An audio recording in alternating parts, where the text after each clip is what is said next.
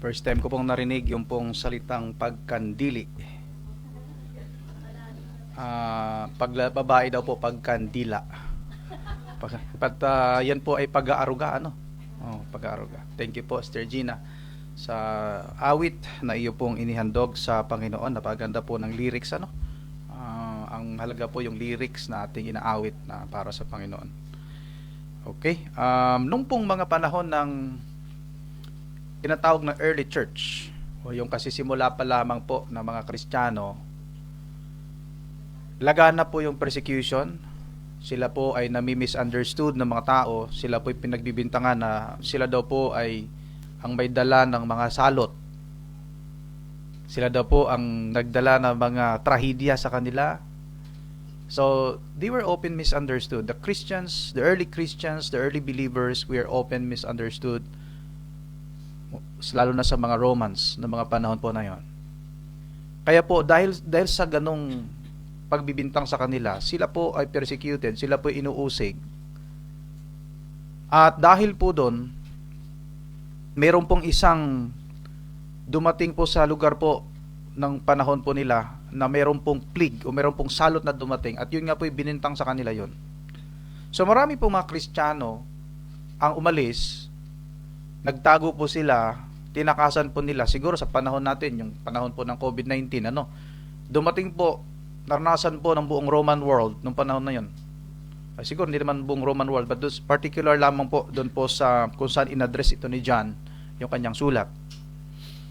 At tumakas po ang mga tao, kasama po yung mga non-believers, dahil po sa salot na kanila pong naranasan. So hindi po nalaman ko ito by anong klaseng virus po ito, but ito po ay salot, at nagsilbi po itong parang nagkaroon po ng takot ang bayan, ang tao, mga panahon na yon. So binintang po nila sa mga Kristiyano. But ito pong mga Kristiyano ho na ito, imbis na sila po tumakas din, sila po ay nanatili. At alam nyo po, sa kanilang pananatili, sila po ang nag-alaga doon sa mga may sakit. Sila po ang nag-aalaga doon sa mga kapuspalad na wala pong pamasahe ng eroplano para tumakas sa lugar nila. Wala pong pamasahe po sa kabayo siguro. Wala pa siguro ng eroplano noong panahon na yun, Wala pa. Wala po silang means para po takasan yung salot. Alam niyo po, yung mga Kristiyano po, they stayed and help those in need noong panahon na yun. At ito po ang tumatak sa kanila na yung mga Kristiyano pala, nagbago po ang tingin ng mga tao sa kanila, na hindi pala sila yung nagdadala ng malas. Nag-stay po sila, at yun po sa kadahilanan na naniwala po sila sa sinabi po ni John dito po sa ating pong paksa ngayon, 1 John chapter 4 verse 7 to 12, na ang pag-ibig po talaga ay mayroon pong kaakibat na ebidensya. So yung kanilang pag-alaga po doon sa mga tao na may karamdaman, sa mga nangailangan, ay isang evidence ng real love. Dahil naranasan po nila ito sa Panginoon. 1 John chapter 4 verse 7 to 12, ang sinasabi po ng salita ng Diyos. Sabi po ni John, "Dear friends, let us love one another." Ibigin po natin ang bawat isa sa atin, sapagkat ang pag-ibig ay nagmumula sa Diyos. Love comes from God. At ang lahat ng umiibig ay pinanganak sa Diyos. Born from God. O sinasabi ditong born from above. At ito po ay kilala sa isang termino na born again. Born again means born from above. Born from God. Hindi po burn. Born from above. Born from God. Sabi niya, let us love one another, sapagkat ang pag-ibig ay galing sa Diyos. Ang sinabi po sa verse 8, whoever does not love does not know God, because God is love. Whoever does not love does not know God, because God is love. No need for explanation. Tapos na po ang sermon. Whoever does not love does not know God, because God is love. This is how God showed His love among us. Pinakita po ng Diyos. Sabi niya, ito po kung paano ipinakita ng Diyos sa atin ang kanyang pag-ibig. Sabi po niya dito, He sent His Son, His one and only Son, into the world that we might live through Him. So hindi lang po niya sinabing, God, I love you, pero meron po siyang ipinakitang aksyon. Pinadala po niya ang kanyang anak upang ang sino man po, sabi sa John 3:16, sino man po ang sumampalataya ay magkaroon ng buhay na walang hanggan. So sabi ho dito, verse 10, this is love. Ito po yung pag-ibig. Ito po yung pag-ibig. Love that we love, not that we love God, but that He loved us, and He sent His Son as an atoning sacrifice for our sins. Sino pong unang umibig? Tayo po o ang Diyos? Ang Diyos pong unang umibig sa atin. Bago pa man tayo likhain, bago pa man tayo ipinanganak sa mundong ibabaw na ito, ang Diyos po ay umibig na sa atin. Inibig tayo ng Panginoon, maging sino man tayo, inibig tayo ng Panginoon. Yan po ang totoong pag-ibig. Hindi po nakabase sa anuman pong katayuan ng isang tao. No one has ever seen God, but if we love one another, God lives in us, and His love is made complete in us.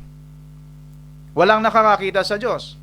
Pero kung tayo po'y nag-iibigan sa bawat isa, ang pag-ibig ng Diyos ay naging kompleto sa atin.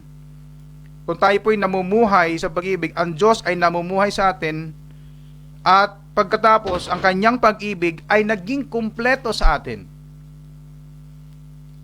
Hindi po naging kompleto pala ang ating pag-ibig kung hindi po natin pinamumuhay.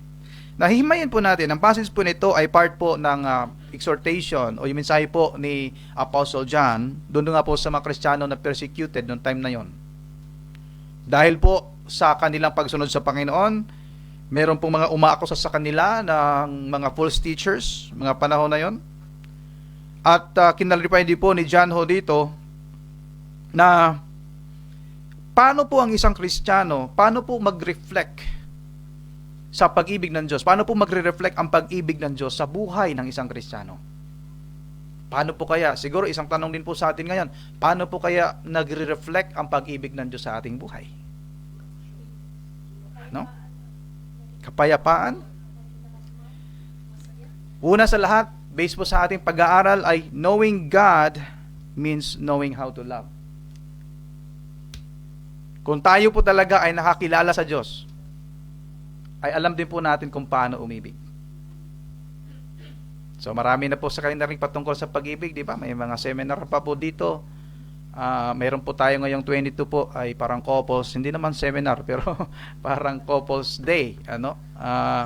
At siguro sa mga panahon pong nakalipas, naranasan din rin na nagkaroon ng mga banquet event patungkol sa mga pag-ibig, dinidiscuss po yung pag-ibig. Siguro pag i-open nyo sa YouTube, manood kayo ng mga reels, ay mapapanood nyo about sa pag-ibig ng Panginoon.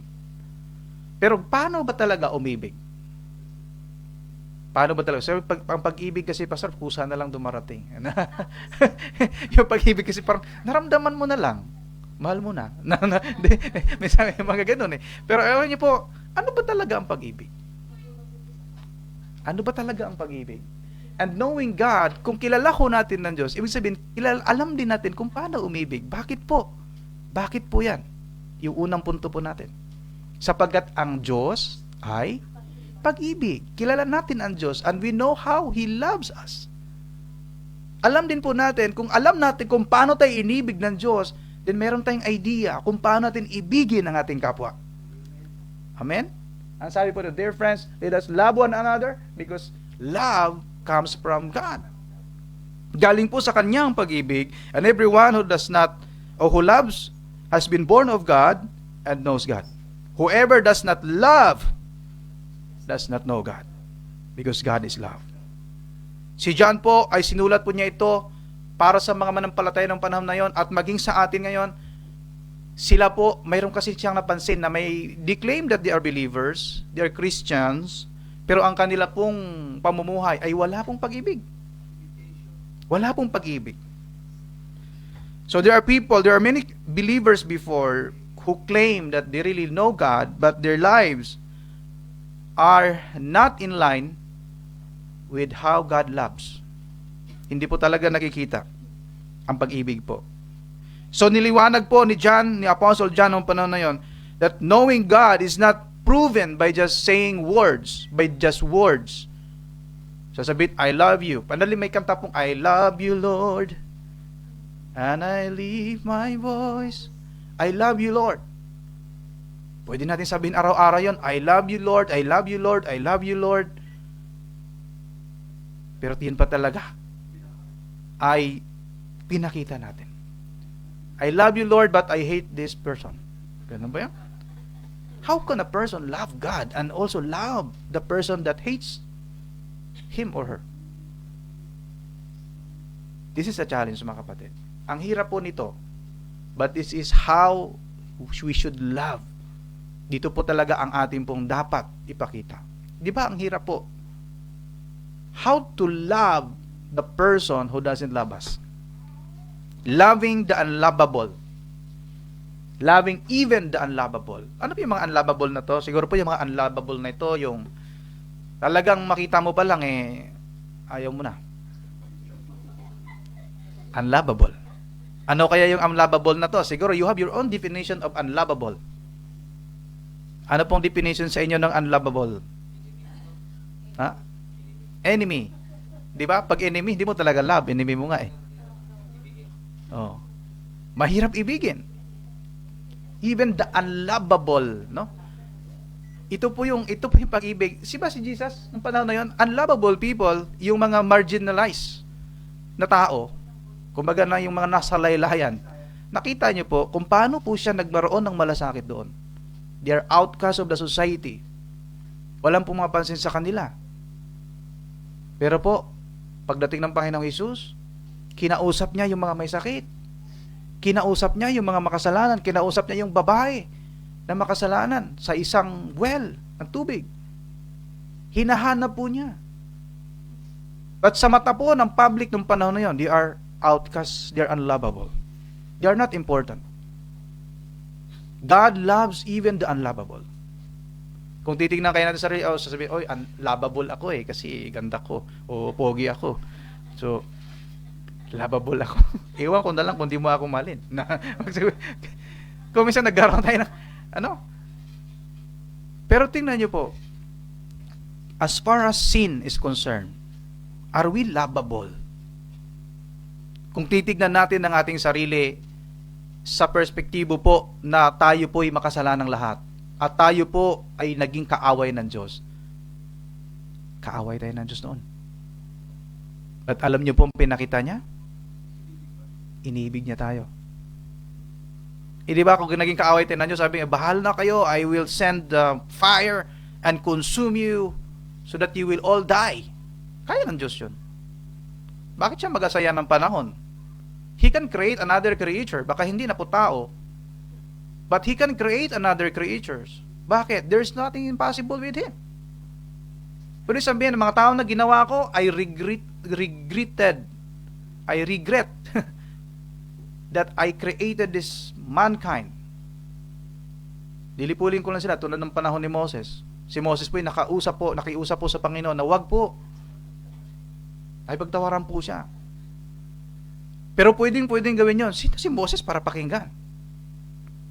Pero ang Diyos po kasi ay hindi po ganun ang kanyang nature. Kahit sa gitna ng ating pagsalangsang, inibig pa rin tayo ng Diyos. Ang hirap po nito, but ito po ang kailangan natin gawin. How can we love the person who is unlovable according to our own perspective?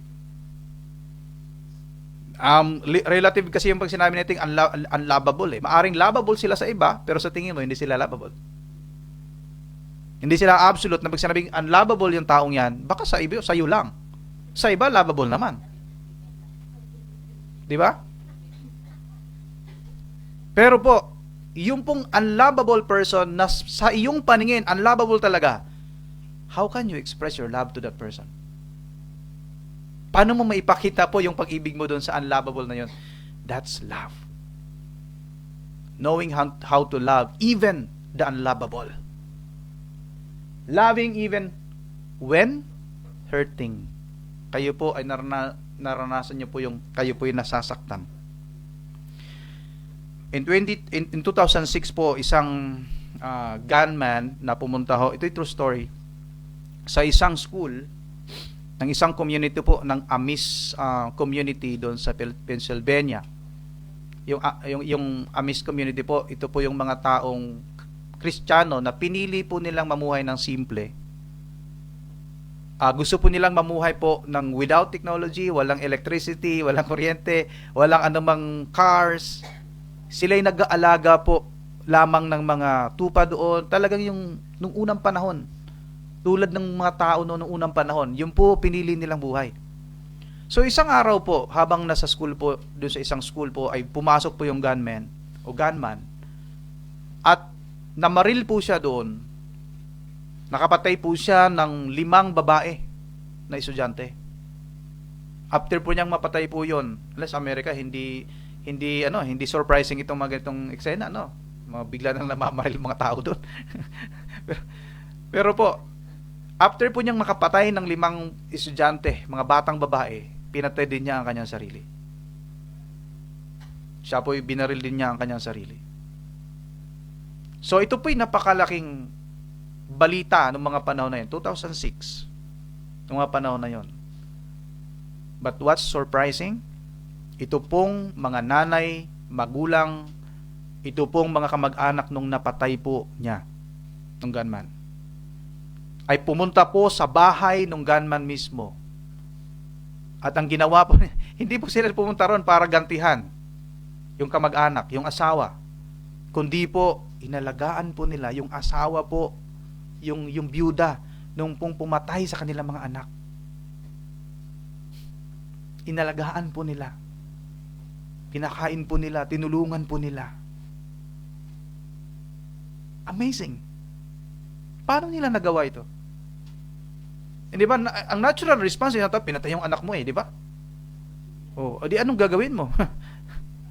Di ba? Pag nasaktan nga lang, sasabihin mo na agad, sinong nang nakit sa'yo? Ubusan ng lahi. Konting ano lang, basta masaktan ka lang ng konti anak, sabihin mo sa akin. Kaya ganun. Pero tinanong po, pinatay. Imbis na sila po'y gumanti, pumunta po sila, tinulungan po nila yon. Paano pa mangyayari to? It is impossible talaga. Ano pong dahilan? Pag-ibig. So, kinakandili po nila, sister, inaaruga po nila yung byuda ng gunman, kandili. Kasi po, naniwala po sila, Kristiyano po sila naniniwala na ang pag-ibig po talaga ay walang pinipiling sitwasyon. Kung minsan po, napakadaling ibigin yung mga taong talagang wala namang ginawang masama sa'yo. Diba? Pero hindi po daw yan ang basihan ng pag-ibig. Hindi po yan ang evidence ng tunay na pag-ibig. How can it's easy to love the person that is unlovable, a person that is the person that is lovable o talagang mabait sa iyo. Paano yung hindi mabait sa iyo? How can we show love to these persons? Makita natin ang puso ng Diyos, makita natin ang puso ng isang tao na talagang mayroon siyang tunay na pag-ibig kung makita natin ito sa kanyang buhay. Hindi po paghihigante, pero ang sinukli po ay pag-ibig sa kapwa. Loving even when unloved. Ano yan? Nakaka-relate ba dyan ng iba? Hindi ka iniibig pero iniibig mo. Oo, iniibig mo pero hindi talaga sinusuklian ng pag-ibig yung iyo pong pag-ibig. So how can you still love a person who doesn't love you back? Pwede bang sabihin mo, sige lang, I still love you? O nahihirapan kang i-adjust ang iyong sarili? Pinakita ko na sa kanya noon, lahat na ginawa ko pero wala pa rin tapos na. Mabilis tayong mag-give up. Pag hindi natin naranasan yung the same amount of love that we express toward our brothers and sisters, iniisip natin kaagad, tapos na, ginawa ko na lahat eh. Pero alam nyo po, ang Diyos ginawa din niya lahat. Ano pong ginawa kaya natin? Do we express the same amount of love God poured out on us? Hindi po. Kahit kailan, hindi po natin masusuklian ng pag-ibig ng Diyos. But kahit pa man kaunti, sa konting paraan, ibigay natin ang ating buhay sa Kanya. Ibigay natin ang ating pag-ibig sa Kanya. Sa ating pong sariling limitasyon. We have all limitations as human being. But hindi po tayo binigyan ng Panginoon. Sinabi ng Panginoon, you have to be perfect in order to serve me. But we can serve God by His grace. Sa kapangyarihan na binibigay niya sa atin, sa anointing na binibigay niya sa atin, para po tayo ay makapaglilingkod sa Kanya sa kabila ng ating pong mga pagkukulang. Pangalawang bagay po, real love or having real faith shows evidence of love. Sabi po sa verse 9 and 10, this is how love showed. This is how God showed His love among us. Pinadala po niya ang kanyang isang anak, nagkaisa-isang anak, sa mundo na makasalanan, upang sa pamamagitan niya ay magkaroon po ng kaligtasan, magkaroon ng buhay sa pamamagitan niya. This is love. Not that we love God. Hindi naman talaga tayo umibig sa Diyos noon po eh. Umibig tayo sa Diyos nung pong nalaman natin na inibig pala tayo ng Diyos. nung nalaman na natin, when we realize that God loves us so much, that He gave His Son. Hindi ko po alam sa mga kwento po ninyo, di ba may kanya-kanya tayong kwento ng ating kabataan. Kayo ba'y umibig din nalaman nyo mahal kayo? Naisip nyo na yung mga nakaraan. Kayo ba'y umibig din nalaman nyo, inibig pala ako nito, kaibigin ko na rin. May ganun ba? Nung nalaman nyo ba na crush kayo, hindi nyo siya crush, pero nalaman mo crush pala kayo nun. Doon na rin nagsimula. No? Alam nyo po, ganun din ang ating sitwasyon sa Panginoon. Nung nalaman natin, kasi di naman talaga tayo kumikilala sa Diyos noon. Di tayo kumikilala sa Diyos, di ba, ginagawa natin lahat. Pero nung tayo po'y nalaman natin, mahal pala tayo ng Diyos. Binigay pala niya yung kanyang anak sa atin. At doon po tayo nahipo ang ating puso na ano pa bang kailangang gawin ng Diyos? Ginawa na niya lahat. Ano pang dahilan na hindi ko siya ibigin? Ano pang dahilan na hindi ko ibigay ang aking buhay sa Kanya? Mga kapatid, wala na po tayong maging dahilan na hindi natin ibibigay ang buhay natin sa Diyos. Dahil binigyan na niyang lahat niya sa atin. Dapat po, palagi pong sariwa sa buhay natin, sa puso natin, ang pag-ibig ng Diyos sa buhay natin, yung katotohanan po na siya po ang unang umibig sa atin. Real love is not measured by words, ito na yon, but actions. Hindi po siya nasusukat sa mga salita lamang, di ba? Ang sarap pong may kanta yan, yung mga salitang binibitawan, yung mga tamis na mga salitang binibitawan. Na binibitawan. Ang salita po, maaaring sinabi mo ngayon, pero pag nainis ka lang konti, iba na yung lumalabas sa bibig mo. Babawiin mo na. Sabi mo, mahal mo ako? Noon yun.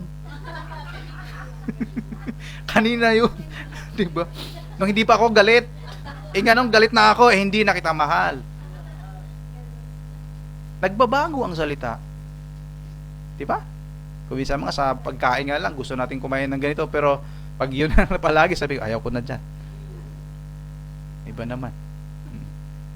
Ibig sabihin po, ang salita talaga ay pwedeng magbago. Kaya po sa mga kasunduan, pagbili ng lupa, pagbili ng sasakyan, may talagang black and white written agreement na ito yun.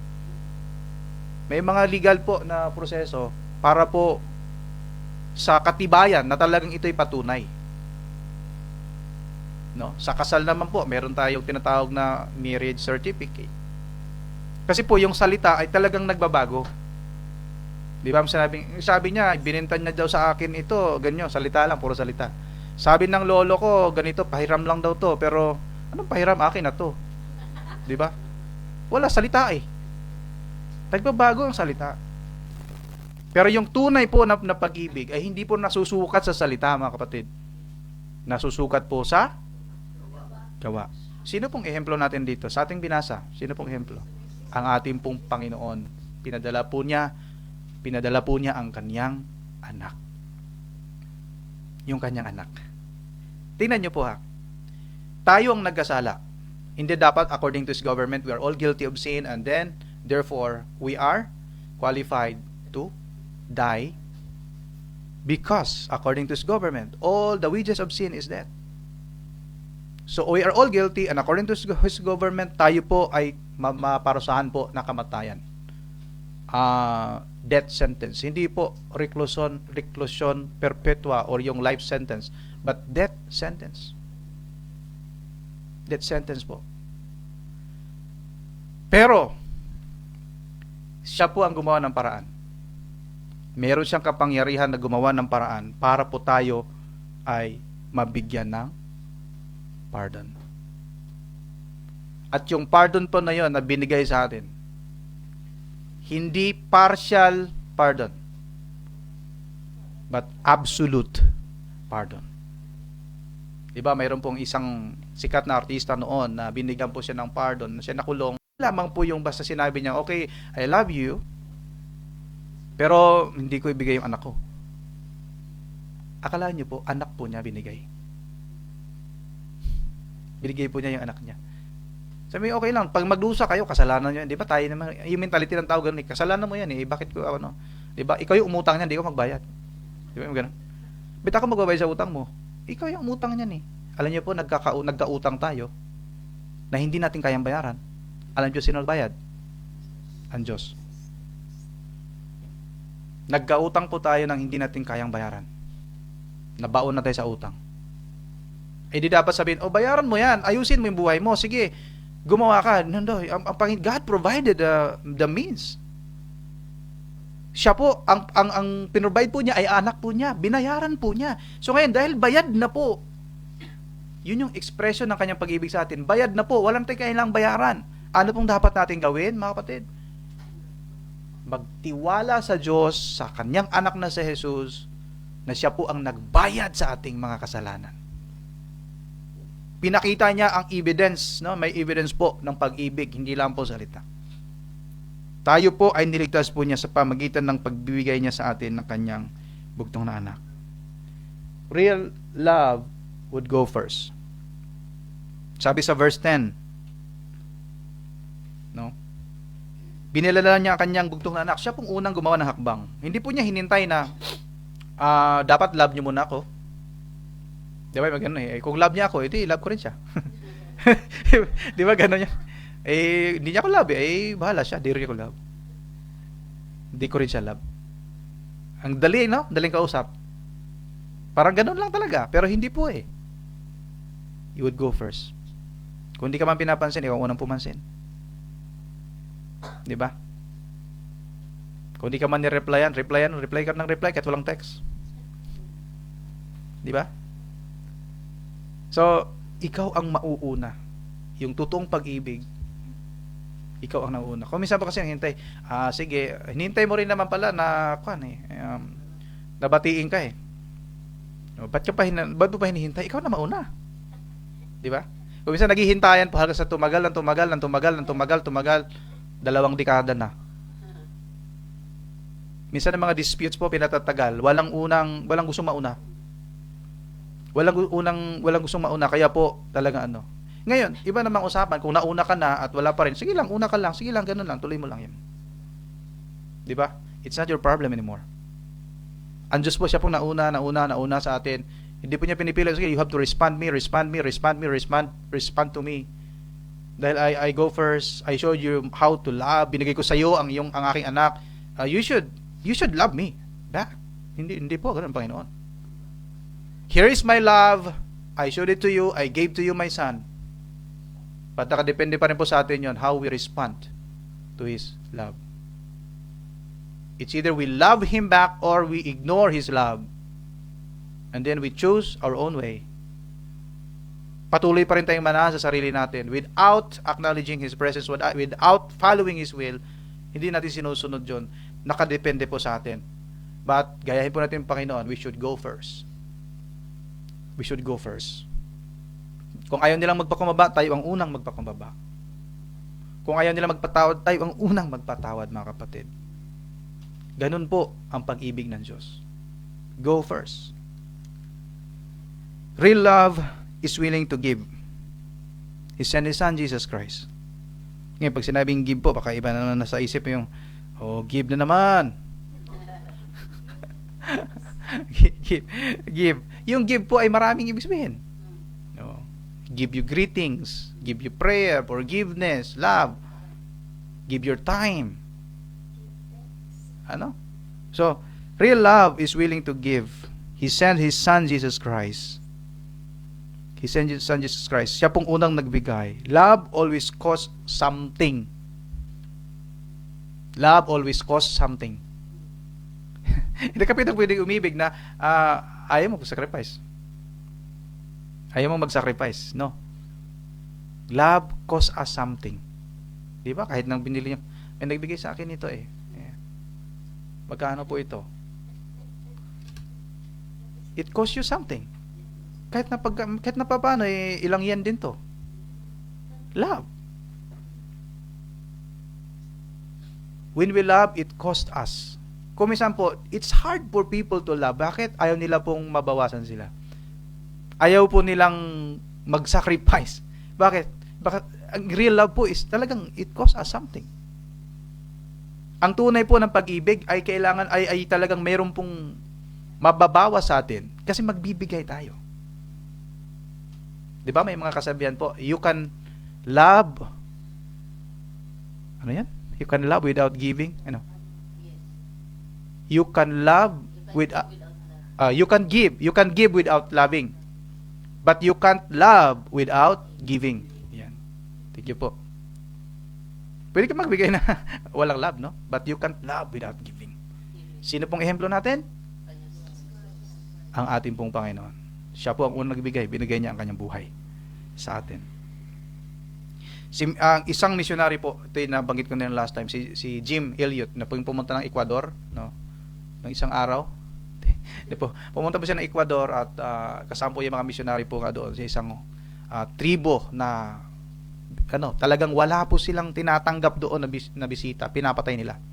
So napatay nga po itong si Jim Elliot, yung missionary po sa Ecuador. Kasama po yung makasamahan po niya. Winarningan po siya ahead of time na wag na kayong pumunta kasi itong tribo na to talaga, wala pong missionary nakasurvive doon, pinapatay talaga nila. Pero po, pumunta pa din si missionary Jim Elliot. Dahil po ang rason po niya, ang pag-ibig daw po ay meron pong action. Binasa po niya itong John, 1 John. Meron pong action. So pumunta po siya 1956. 1956 po, after World War II. Napatay po si Jim Elliot ng mga tribo po na ito. Years later, ang kanyang byuda na si Elizabeth Elliot po ay pumunta po doon sa kung saan pinaslang ang kanyang asawa. Kasama po yung kanilang anak na babae. At alam niyo pong ginawa po ng kanyang byuda? Tumira po sila sa tribo na yon. Nag-evangelize po sila. At nag-convert into Christianity po yung village na yon. Kasama yung pumatay ng kanyang asawa, sa kanyang asawa. Ay naging Kristiyano. Naging Kristiyano po sila. Ano pong dahilan po bakit nila ginawang lahat ng to? Love shows evidence, or real faith shows evidence of love. Magpapakita po ng tunay na pag-ibig. Real faith does not just speak about love, it proves it. It proves it. Pangatlong bagay po, loving one another made our faith complete. Ang pag-ibigan sa bawat isa ay ginagawa pong kumpleto ang ating pananampalataya. Sabi po sa 11 and 12, dear friends, pansin nyo parang puro dear friends sinasabi. Yung address po niya. Since God so loved us, sa Bisaya po, love us, ng isda, no? Oh, iba naman yun. Love us ng isa, presko. Oh. God so loved us, we also ought to love one another. Kinakailangan, ito, di ba? Since God loved us. So tayo expected na talagang ibigin natin ang isa't isa. Yun ang sinasabi ni John. Since God so loved us, hindi lamang love, but so love. Di ba? Paano pong difference nun? I love you, sa I love you so much. Anong ibig sabihin nun? Yung I love you, sinabi I love you, sinabi mo I love you so much ng isa. Ha? More. Yun ba yung mahal kita pero mas mahal ko siya? Ganon? Hindi. Iba yun. Okay. So, God so love us, inibig tayo ng Panginoon, hindi lang basta love. God so love us. Ano pa bang kailangan natin proof niyan? Wala nang iba. Wala na po tayong hahanapin pa. Bakit? Binigay na nga yung anak. Ano pang hinihintay natin? Anak na nga niya binigay. Ano pang binigay niya? Yung kingdom niya binigay sa atin. We are heirs of the kingdom of God. Tayo tagapagmana kasama ni Kristo. Ano pang hindi niya kaya ibigay sa atin? Since God so love us, so we should love. We ought to love one another. Kinakailangan ibigin natin ang isa't isa. Ibigin natin. Kasi po inibig tayo ng Diyos. Kaya po mga nakaranas ng pag-ibig ng Diyos, hindi po mahirap sa kanilang umibig sa kapwa natin. Sa kapwa nila. Bakit? Naranasan po nila God so loved them. Inibig po sila ng Diyos. Inibig tayo ng Panginoon. Matured faith produces love toward each other. Since God so loved us. Di pala na Matured faith produces love toward one another. The more we understand the depth of God's love, the more we reflect on it. We reflect it. Immature faith focuses on self. Mature faith focuses on others. Immature faith daw po ay nag-focus lang sa sarili. But if we focus on others, that's a matured faith. Hindi lamang po tayo lagi ako dapat okay ako, kung hindi ako okay lang hindi ako okay sa kanila. Dapat ako muna. Ano pong makukuha ko dito? Anong mapapala ko dito? Kasi inisip natin 'yon. Pero alam niyo po, ang totoong pag-ibig, iniisip natin ang iba. Since God so loved us, we should love one another. You know what's the expression of love? Alam niyo po yung mga paano i-express yung love, no? Sa isa't isa. Siguro po, kayo po ay mas marami pang alam sa akin kung paano mag-express ng love. Kung ano pong alam natin nun, how to express the love towards one another, toward others, kailangan po nating i-apply po yun sa buhay po natin. Love surpasses all wrongdoings. Napapalampas natin yung mga nagawa. Bakit po? Love natin eh. Di ba? Kunti lang naman yun. Di palagpasin mo na lang yun. Salita. Isang salita lang naman yun. Di ba? Sinamangutan ko lang. Sige lang. Bakit love? Love mo sila eh. Di ba? Pinapalagpas ho natin. Bakit po? Love natin. Di ba sa family? Yung mga anak nyo na lang po siguro kakarelate yun naman kayo. Kasi mas nauna kayo naging magulang kaysa sa amin. Pagpaturo nga kami kung paano maging magulang. Oo. Kaya po, hindi naman yung magulang na magulang. Hindi. Iba yun. Oh. Di ba? Kung minsan naiinis ka na sa anak mo, pero anong gagawin mo? Anak mo yan. Tsaka nangingibabaw yung love. But, wag po natin kalimutan na yung pong discipline din is an expression of love. Justice is an expression of love. Hindi po justice. Justice. Expression po yan ng love ng Panginoon sa atin. When He came, binigyan po niyang hustisya ang lahat ng mga injustices na nangyari sa Israel ng mga panahon na yon. Our God is a God of justice. Bagamat siya po ay forgiving and loving God, pinalagpas po niya, but siya po ay God of justice. Meron pong kaukulan na parusa sa mga sumusuway sa Kanya. It surpasses all the wrongdoings. Pag sinabing surpasses, no, yung tinitimbang ho natin, gaano ba kabigat yung ginawa niya na hindi mo siya mapapatawad? Di ba? May mga sasabing, hindi kita mapapatawad.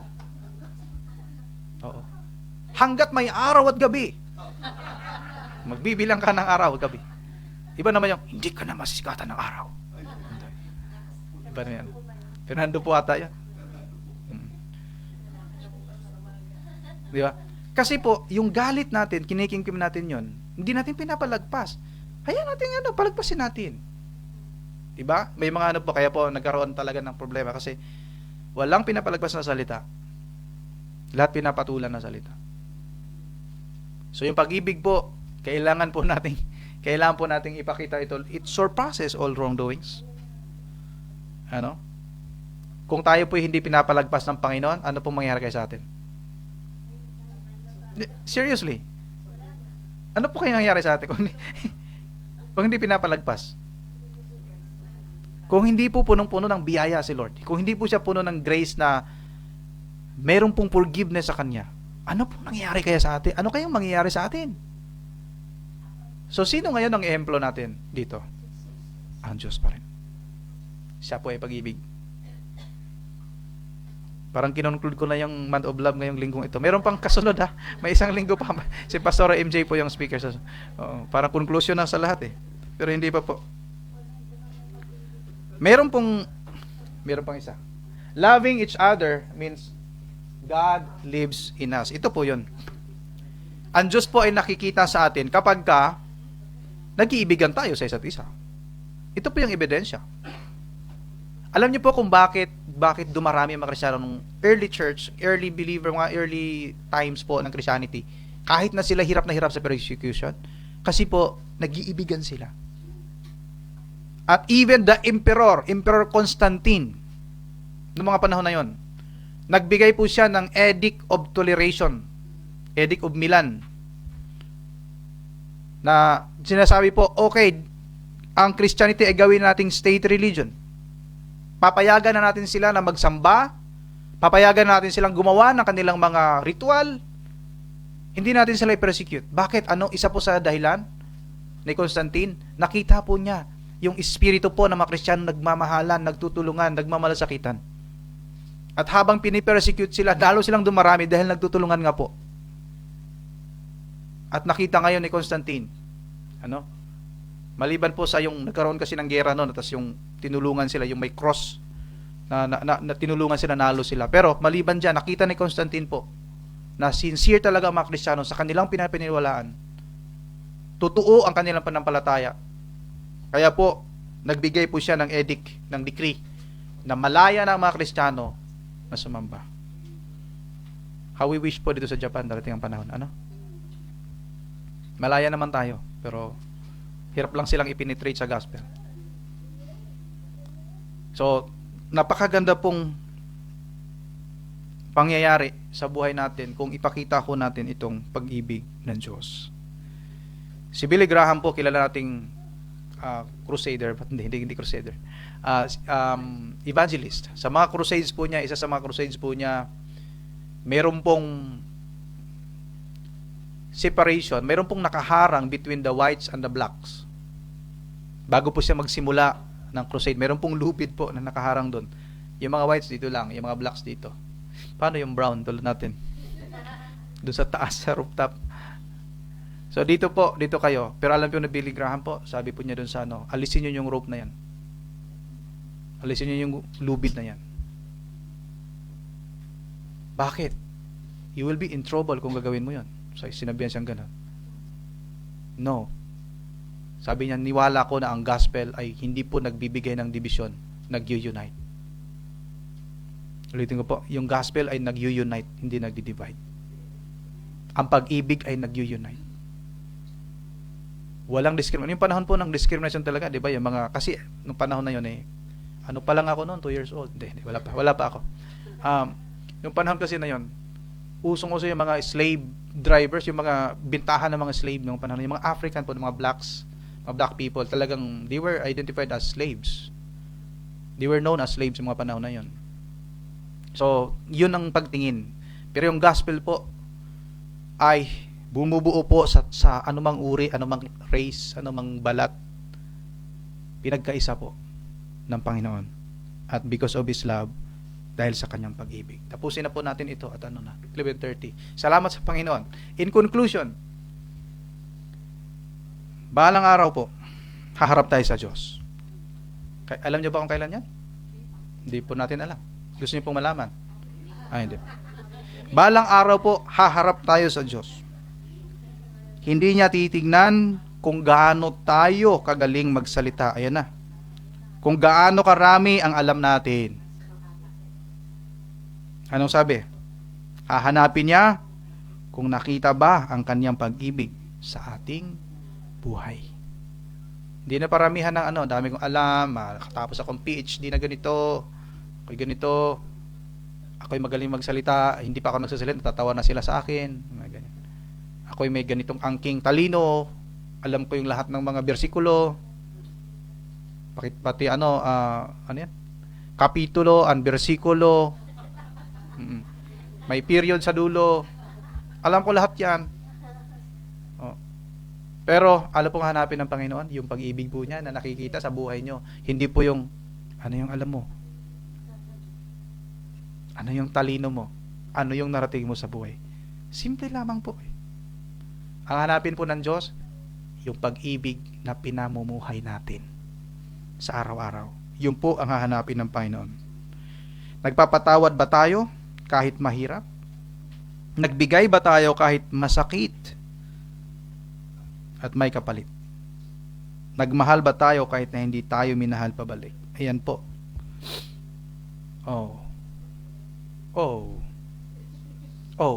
Nagmahal ba tayo kahit hindi tayo mahal pabalik? Kayo ba'y nagmamahal na ganito? Blessed are you. Bakit? Yan po'y pag-ibig. Yan po'y pag-ibig. Hindi kayo mahal, inibig nyo pa rin, yun talaga ang pag-ibig. Minahal nyo lang dahil minahal kayo. No. Ang minahal, ang tunay po talaga ng pag-ibig, minahal natin. May balik man o wala. Minamahal natin ang ating kapwa. Ang pag-ibig ay pinapakita ni Jesus sa cross at dapat makita rin natin ito. Makita rin sa atin. Kapag ang pag-ibig niya ay dumadaloy sa ating puso, nakikita o makikita ng mga tao na ang Diyos ay makita ang Diyos sa ating tahanan, sa simbahan, at sa ating pamumuhay. May ibang salita akong binanggit, wala pala dyan. Gutom na ba? Ang pag-ibig ay hindi lang paniniwala ng Kristiyano. Ganyan po. Hindi lamang po paniniwala ng Kristiyano ang pag-ibig. Kilala natin ang Panginoon. Hindi lamang po sa paniniwala tayo Kristiyano. Kapag tayo ay tunay na nagmamahal, pinapakita natin na tunay ang ating panampalataya sa Panginoon. Kapag tayo po ay tunay nagmamahal, pinapakita po natin ang ating tunay na panampalataya sa Panginoon. Tayo pong lahat ay manalangin.